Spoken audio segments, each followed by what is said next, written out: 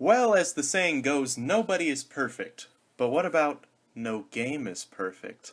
Hey guys, Infamous Noob back, and I'm going to introduce you to a series I like to call Imperfect Games, where I talk about games that I think get a little more praise than they deserve.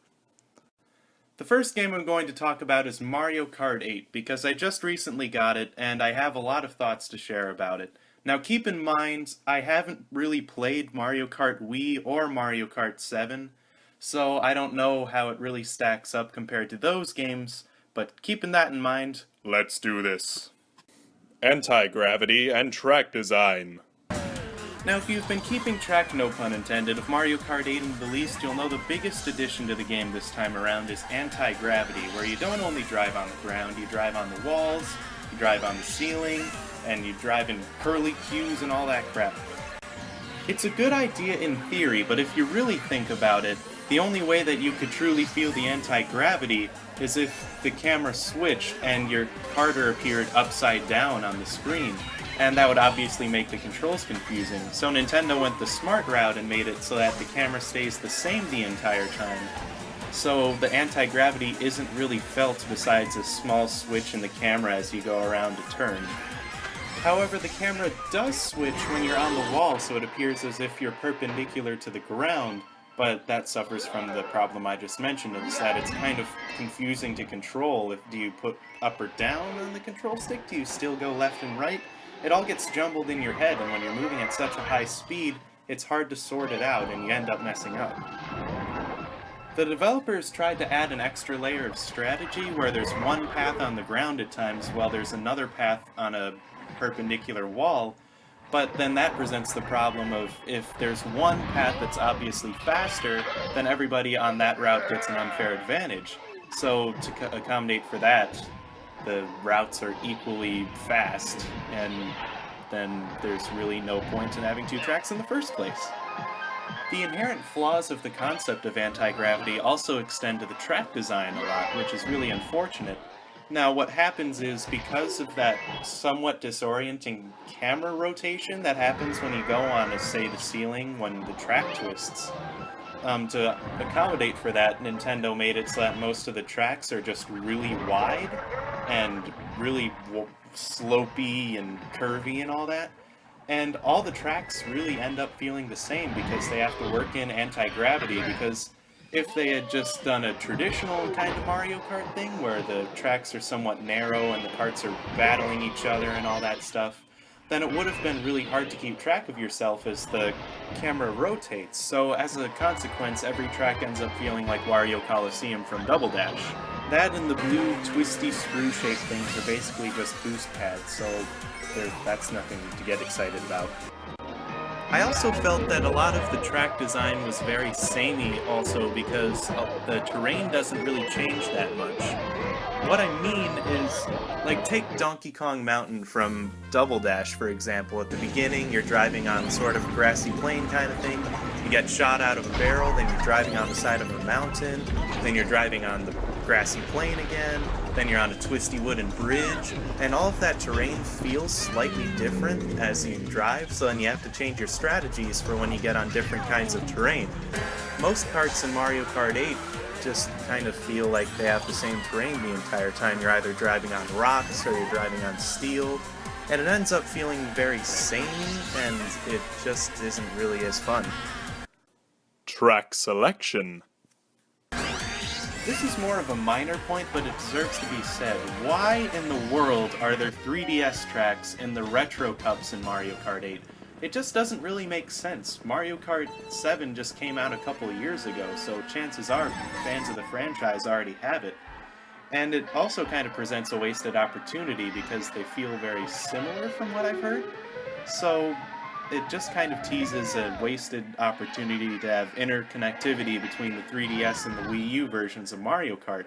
Would have been so awesome if your friend was halfway across the world, and then you decided, hey, why don't we just play, and I'm playing on my Wii U, you're playing on your 3DS, and everybody's having fun. Nope, doesn't happen. Just kind of teased.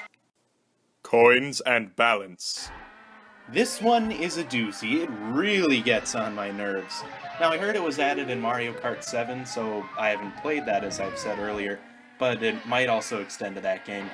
When you collect coins, you can collect up to 10 on a track, and not only does it help unlock vehicle customization options, which is nice, but during the race, the more coins you collect, the faster you go. It boosts your overall kart speed.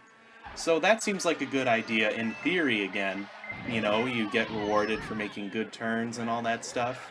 But if you think about it, if you get teamed up on in 150 or mirror mode, as you always do, the AI singles you out. But that's an overall problem in every Mario Kart game.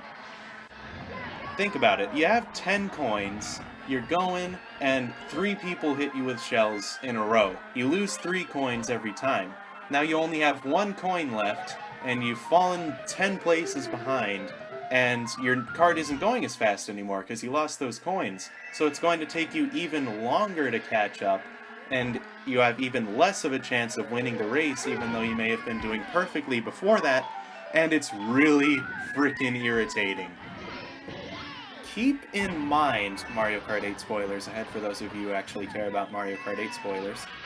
One of the ultimate unlockables in the game, the Golden Kart, is unlocked by beating every 150cc Grand Prix and every Mirror Mode 150cc Grand Prix while getting 1 star or more. What does that mean? To get 1 star, you have to finish first place in 3 races and get 4th or above in the final one. Now, that would be a good idea in theory, again, but when you keep in mind the coins and how you go slower after you get hit by stuff, when the AI singles you out, which they will at least once in every Grand Prix, if not twice, if not more, then you're automatically screwed. You can't get it. You lose your star, you have to redo the Grand Prix, redo all the races you do well, and if you mess up once, and I mean if you mess up once, you're pretty much screwed. You're not going to get that star because the AI always singles you out. You're bound to do not very well in at least 1 race because the AI hits you with shells. Getting that gold card is so frustrating. Personally, if somebody asked me, hey, if you had to either amputate a limb or get the gold card again, well, I'd probably try to get the gold card again, but I'd at least think about it for a couple seconds. Positives? Now I've been dumping all over Mario Kart 8 for the past few minutes or so, but that doesn't mean that there aren't improvements in it from other games. Drifting swiftly. The biggest thing that's been improved, in my opinion, is the controls for drifting. Before, to get a drift boost, you'd have to drift around the corner and you'd have to shake your steering analog stick, whatever you're using, back and forth epileptically to try and get a speed boost, and that was really the only way that you could beat other people. Now, the drift boost is still in effect in Mario Kart 8, but it just happens naturally the longer you drift. You no longer have to shake your analog stick everywhere like you're having a seizure. So it lets you have more control as you go around a corner, and in my opinion, this game probably has the best controls out of any Mario Kart game. That, and as much as I've crapped all over anti-gravity at the beginning of the video, it is somewhat cool at the beginning when the camera shifts. You kind of get that feeling of, whoa! But it does get kind of old pretty quickly. Defense mechanisms.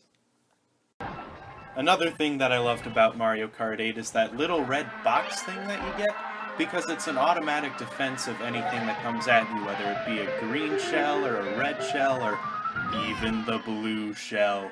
That blue shell's coming your way, just use it. Bam! Out of here, son!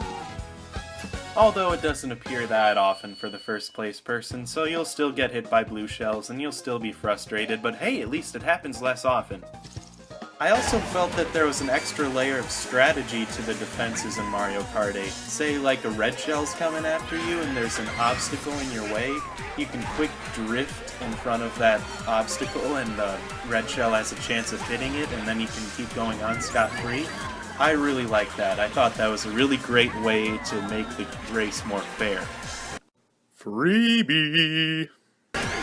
And because I got Mario Kart 8 relatively early, I got a free copy of the Wind Waker HD. Not really a positive with the game itself, but it was a good promotion and I can't wait to play it. although it is downloadable and I like physical, but moving on. And that's all I pretty much have to say about Mario Kart 8. There's some good things, there's some bad things. Overall, I don't understand why it has an 88 on Metacritic. Even though I won't say it's a bad game, it's still Mario Kart, it's in HD, and the controls are great, so it's still a lot of fun. But when I see that 88, I'm just like, nah, not quite doing that for me. That's what I think of Mario Kart 8, and like all games, it ain't perfect. But let me know in the comments, did you like Mario Kart 8? What were the good things? What were the bad things? And thanks for watching, and as always, this is the infamous Noob.